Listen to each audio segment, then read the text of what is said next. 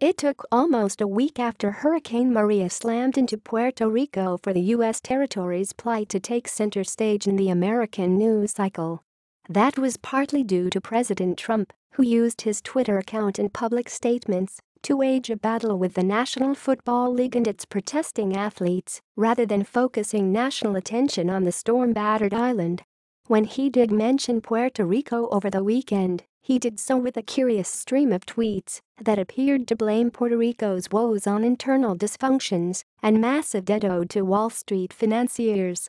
Despite the Trump administration's insistence that it is on top of the crisis, some 3.4 million Puerto Ricans, basically the entire population, remain without regular electricity.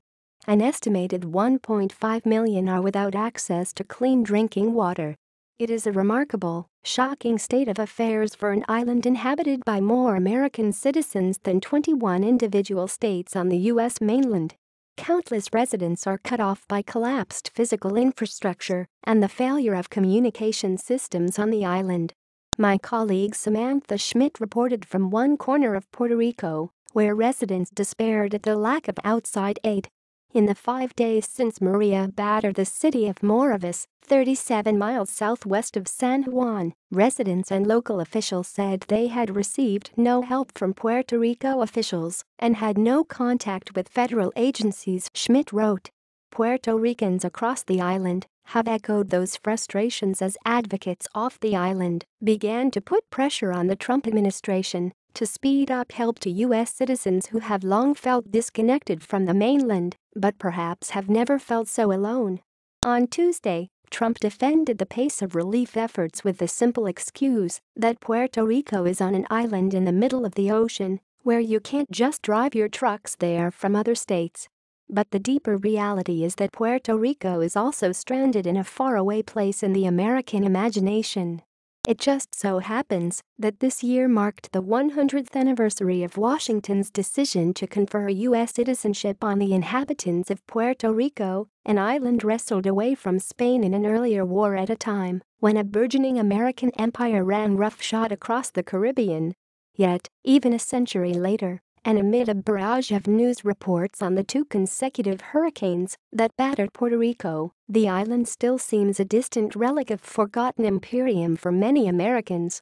A new Morning Consult poll of 2,200 U.S. adults found that only 54% of Americans knew that people born in Puerto Rico were American citizens. Tellingly, the majority of those who were not aware of their compatriot status did not approve of sending aid to the island.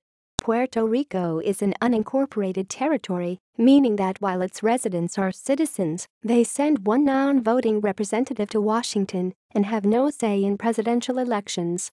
For decades, political debates have raged over whether the island should maintain that status, push for statehood, or seek independence.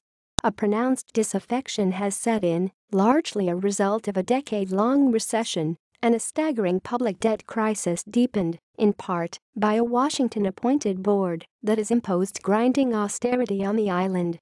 The shambolic economy has spurred a brain drain and increased migration to the mainland, which further undermines Puerto Rico's chances for revitalization.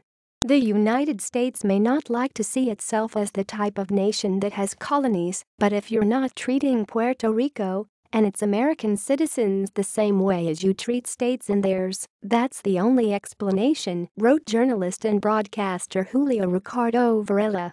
The island always struggles to get federal aid for natural disasters that flows virtually automatically to people on the mainland. Maria is the worst example, but it's hardly the first.